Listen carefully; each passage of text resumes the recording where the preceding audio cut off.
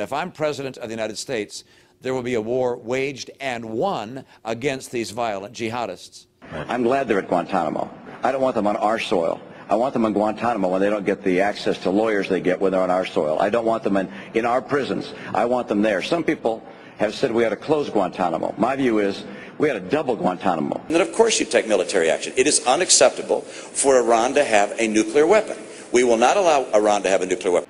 And in our dealings with other nations, a Romney and Ryan administration will speak with confidence and clarity. Whenever men and women rise up for their own freedom, they will know that the American president is on their side.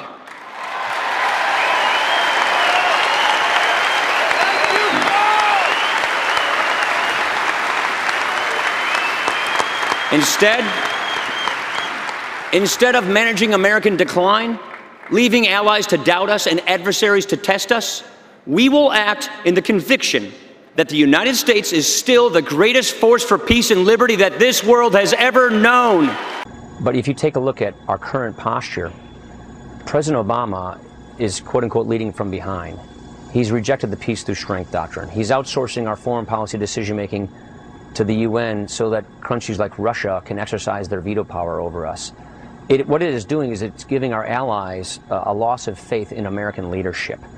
And these, what I call reckless, irresponsible defense cuts that are the result of the president's failed leadership are weakening our resolve and weakening our national security and our national defense at a time when it's very important that we get back to the peace through strength doctrine. We have an unquestionable advantage in military.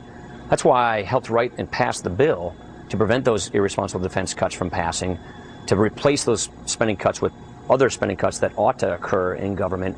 And I agree with Mitt Romney. We need to strengthen our resolve with our allies like Israel. We need to make sure that our adversaries respect us and understand us clearly. That's not the case today. And we need to get back to the peace through strength doctrine by having a strong military. Would you support Israel if they deem it necessary for their national security to take out? Israel has every right to protect their national security interests, and Iran and Iran's nuclear weapon capability is an existential threat to not only Israel, but it's a threat to our own national security. The last thing we want is an arms race in the Middle East. And I really do think that the president's lack of leadership on this issue, his lack of courageous moral support for Israel during this time has brought us to where we are. Going to the UN and saying that the beginning of negotiations must start with the 67 borders undercuts our ally. His references to Bibi Netanyahu with the French president undercuts our allies. And so I think that has done more to distance the peace process and done more to embolden countries like Iran than anything else. All right. On another front, every American is less secure today because he has failed to slow Iran's nuclear threat. In his first TV interview as president, he said we should talk to Iran.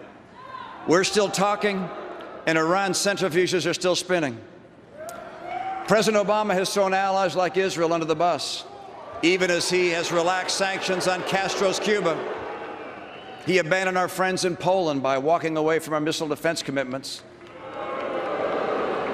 But he's eager to give Russia's President Putin the flexibility he desires after the election.